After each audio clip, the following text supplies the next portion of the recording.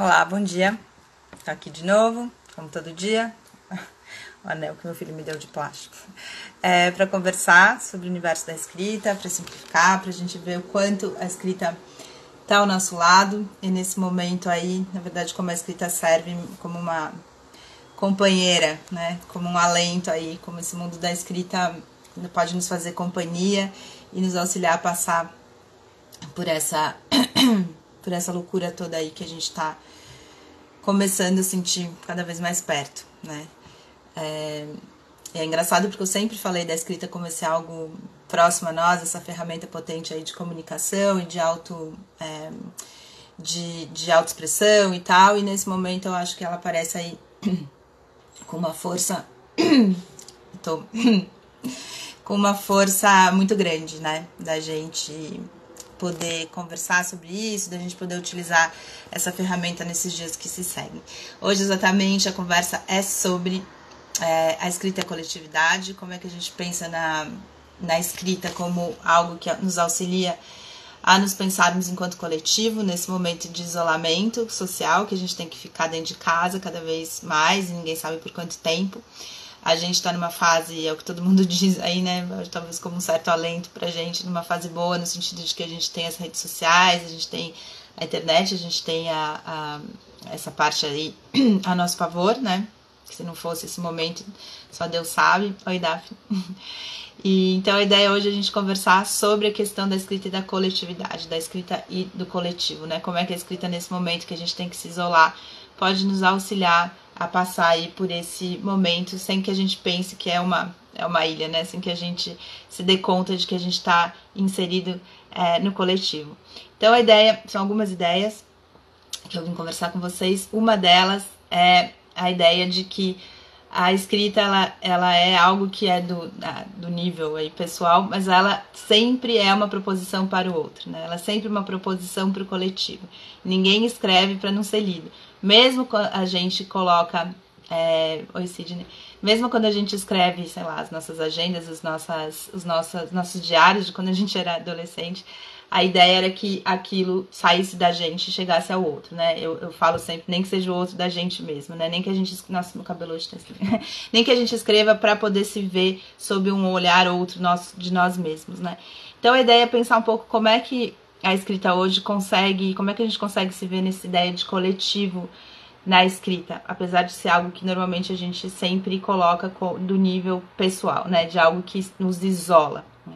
E a ideia é exatamente a gente pensar o quanto isso também não é verdade, né? O quanto a escrita, ela nos conecta, né? Ela nos faz sempre nos conectar com o outro. Ela é uma proposição para o outro, né? Agora que tá todo mundo falando da questão das janelas, né? Das janelas da internet, das janelas das varandas aí que a gente bate panela ou canta, né? Ontem os vizinhos cantando aqui. Tá todo mundo tentando abrir essas janelas, e a escrita ela é uma janela para o outro, né? Ela é uma janela de proposição da gente olhar pra gente e da gente se comunicar com o outro. Como é que a gente pode pensar então na escrita em relação ao coletivo, no momento em que a gente está literalmente isolado, né? Eu sempre falei, quando a gente fala por exemplo, de dramaturgia, né, que tem o autor que escreve e depois ele leva aquilo para as pessoas fazerem no palco, né? Então tem uma ideia de que você coletiviza o trabalho individual. A escrita é isso, né? Você escreve sozinho, mas você depois vai coletivizar aquilo, você vai levar aquilo para o mundo.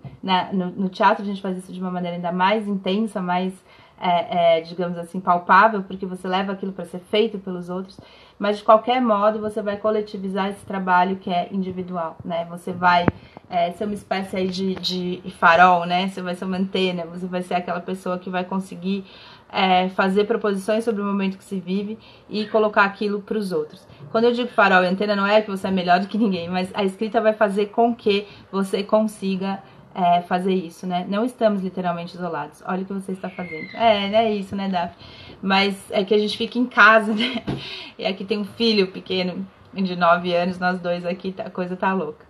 Mas é isso, eu acho que eu falei aqui no começo que eu acho que a gente vive um momento, apesar dessa loucura, todo momento privilegiado nesse sentido, né? A gente consegue se comunicar mesmo estando em casa, né?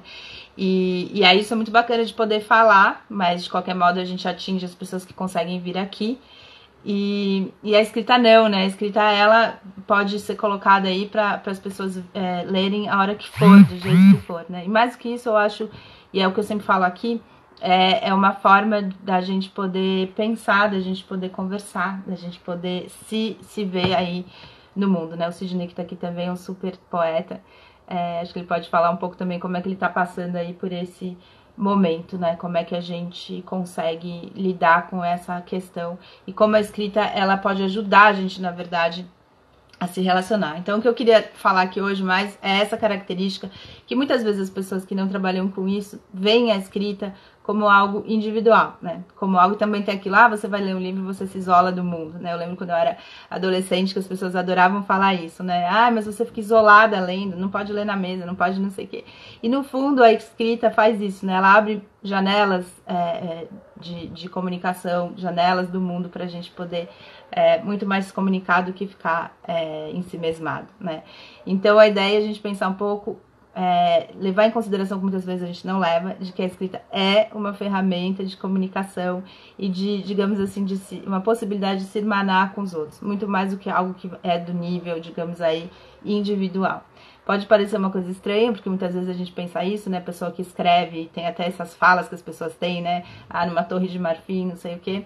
Mas, para você poder escrever e aquilo ter reverberação para fora de você, você tem que reverberar algo que é do espectro do coletivo, né? Então a escrita ela é algo que fica, ela é algo que reverbera, ela é algo que faz com que o outro possa se reconhecer. Então eu acho que a questão do coletivo na escrita, uma das coisas que eu queria falar hoje, é essa questão da possibilidade do reconhecimento. Então quando eu escrevo lá poucas coisas que eu tenho escrito, sei lá, no Facebook e tal, falando desse momento, né, difícil, várias pessoas escrevem e falam, olha, eu chorei, ai que bom, eu tô junto com você, tamo junto, né, uma das coisas que as pessoas mais falam. Então é como se a escrita, ela pudesse tirar essa angústia dentro de você, ou nesse momento é difícil falar de outros sentimentos que não sejam esses, mas tira essa questão de dentro de você e leva essa proposição pro outro. Na hora em que aquele outro reconhece na escrita que não é dele, ele diz, eu não estou sozinho.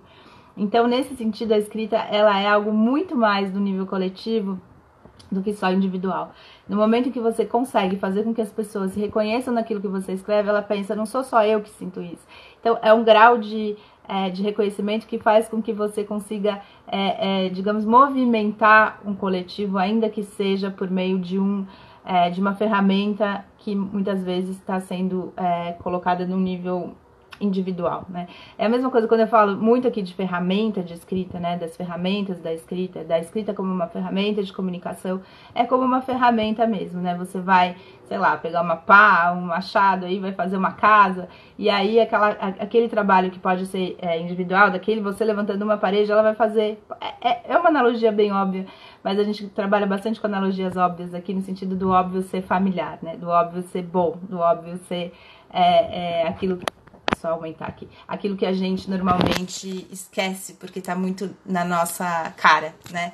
Então, quando a gente levanta uma parede, pode levantar a parede sozinha, ela vai fazer parte de uma casa, né? Ela vai depois se relacionar com outras paredes que outras pessoas levantaram. A gente é sempre um a mais quando a gente trabalha com ferramentas. As ferramentas, elas são da proposição de um para o todo, né? Então, quando a gente escreve algo e alguém se reconhece naquilo, essa potência da escrita, ela vai a 1000, né? Por isso também que a escrita fica aí muito como documentos históricos, né? A gente pode pensar em outros momentos como esse, a gente nunca viveu exatamente, a gente nunca vive um momento exatamente igual, mas a humanidade passou por muitos momentos de situações muito difíceis, né? Enquanto humanidade, né? A gente está vivendo um momento privilegiado no sentido também de se pensar como coletivo, de se pensar num todo. A gente se pensa hoje num país, a gente se pensa hoje num mundo, a gente se pensa hoje como um ser humano, né, irmanados aí todos nessa questão que a gente está vivendo. Então, é um momento em que a gente se olha, né, para fora de si, assim, a gente que vive nessa sociedade capitalista tão individualizada,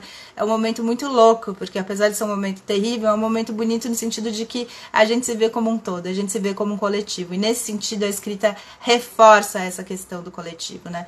Ela faz com que a gente consiga escrever algo e faz com que esse algo chegue no outro e o toque, né? Então eu sempre falo aqui muito da questão da potência da escrita contemporânea, eu falo muito de que todo mundo pode escrever, não é só quem é denominado escritor. Eu também falo muito de que eu, que tenho, por exemplo, 10 livros lançados, nunca me penso como uma escritora, né? Eu me penso sempre como alguém que está aí começando a fazer aquele livro, começando a escrever de novo sempre, né? Então todo mundo pode ser emissor, né? Todo mundo pode ser um propositor, todo mundo proponente aí, todo mundo pode ser escritor no sentido de que escreve, somos todos escritores nesse sentido.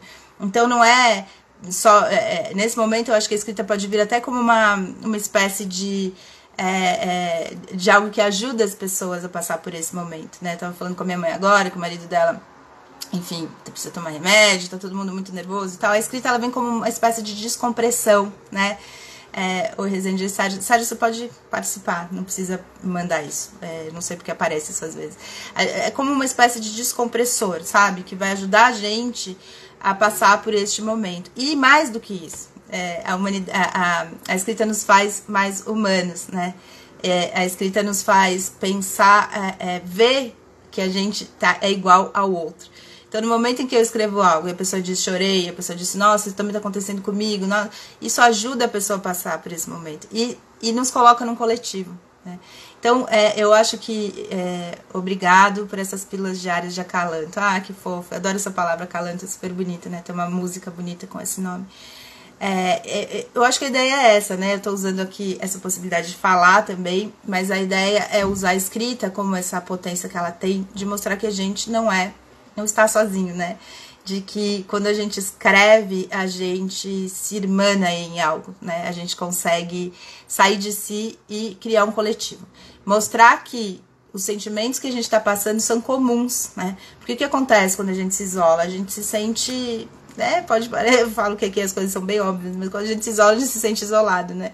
E aí eu também vi um meme aí que eu achei ótimo, que é do tipo, antes de começar isso eu queria ficar em casa, sair pra quê, né? Agora me dá uma angústia que eu preciso ir pra rua, eu quero sair de casa.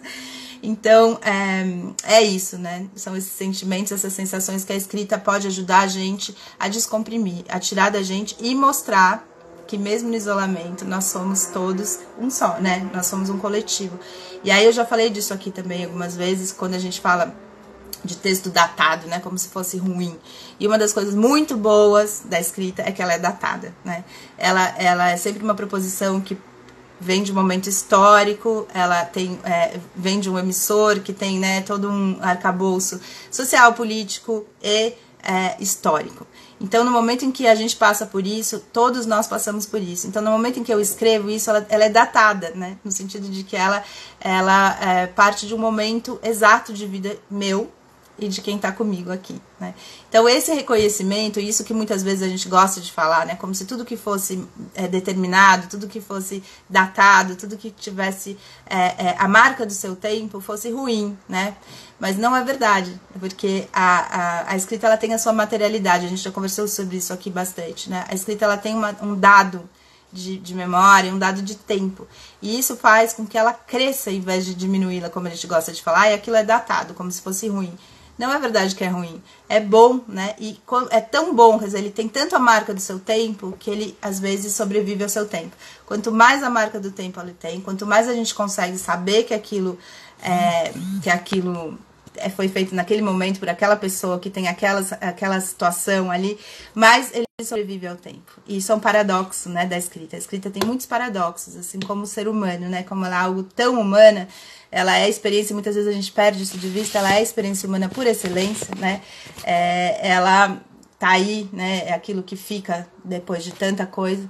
E aí outro dia eu lembro de alguém me dizer, mas os vídeos também, né? Os vídeos também, mas os vídeos deles, por exemplo, isso aqui depende de algo a mais, né? Depende da eletricidade, depende de muitas coisas. A escrita fica, né? Ou o Sidney tá falando, ontem após a postagem sobre o choro, tive que reler seu livro, como se tentasse lhe fazer sorrir. Ah, que bacana, Sidney. É engraçado, eu tenho uma tia que ela fala pra mim, para de postar essas coisas tristes, para de postar essas coisas difíceis, mas eu acho que isso é empatia, né? Eu acho que é bacana poder dizer, né? Poder falar, olha, tá difícil aqui, eu choro todo dia, né? E eu tenho que ficar com meu filho, somos só nós dois aqui. Minha mãe mais velha, meu pai mais velho, longe, eu moro longe, mesmo que morasse perto não faria muita diferença.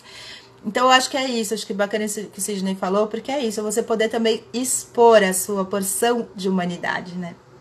Eu acho que é poder expor o quanto você tá vivenciando aquele momento de maneira intensa. Eu acho que isso que ele tá falando de empatia, de você poder se colocar se colocar e se colocar como... Deixa eu retomar aqui. A escrita faz com que a gente se coloque, mas a gente também está se olhando, né? Essa dualidade da escrita que a gente tem. Eu falo sempre que a gente escreve e a gente escreve também para o outro de nós mesmos. Mesmo que a gente não vá mostrar aquilo para ninguém, a gente está mostrando aquilo para alguém dentro de nós que não é exatamente a gente, é um outro de nós mesmos, né? Claro que é uma questão filosófica que a gente pode conversar com mais devagar outro dia, mas a dialética fala muito disso, né? Que eu tenho eu e eu tenho o outro de mim mesmo, né? Esse outro de mim mesmo é para quem eu escrevo no primeiro momento. E este outro de mim mesmo também são os outros, né? Que estão para além de mim. E esses outros, eles vão poder ler aquilo, e quanto mais sincero eu for, quanto mais eu refletir de verdade sobre o que eu sinto, mais eu vou conseguir me hermanar num coletivo, né? Ser sincera, né? E então isso, por exemplo, eu escrevi o que o Sidney falou, eu escrevi ontem um post sobre o fato de que dá vontade de chorar o tempo inteiro, né? Porque a gente não sabe o que vai ser e vai dando angústia. Eu sou uma pessoa sempre muito otimista, tipo, não ligo muito para as coisas. Mas quando a ficha cai do que a gente tá vivendo, é um momento pleno de angústia, né? Não tem como você não se angustiar, principalmente com o fato de que a gente não sabe o que vai ser, né? A gente gosta muito de rotinas, de saber tudo que a gente vai acontecer, de saber quanto dinheiro a gente vai ter no fim do mês, pagar as contas e não sei o quê. E é um momento agora que a gente reflete sobre a nossa total impermanência, né? E sobre o fato de que o sistema capitalista, ele coloca como dados concretos coisas que não são, né? A gente, no fundo, só tem a nossa vida mesmo para dar conta, o nosso corpo e dos nossos filhos, né? E aí esse é o momento de plena angústia, né? De você se colocar na sua plena impotência, né? E pequenez, digamos, perante o inefável do mundo. Então, eu acho que é isso. A escrita, quando ela vem com força, com potência e com verdade, ela faz com que a gente se hermane num momento único, que é isso que a gente vive. Ela é datada e ela é maravilhosa. Bom, eu queria, pra gente ir terminando nossa conversa, ler um poema de um poeta que eu amo de paixão, que é Ferreira Goulart. E ele tem um livro que é também maravilhoso, que tá todo coitadinho aqui, porque de tanto que eu Resende, que é o Dentro da Noite Veloz, que é um livro maravilhoso, né? A gente tá nesse momento aí, a gente pode ler mais, leiamos.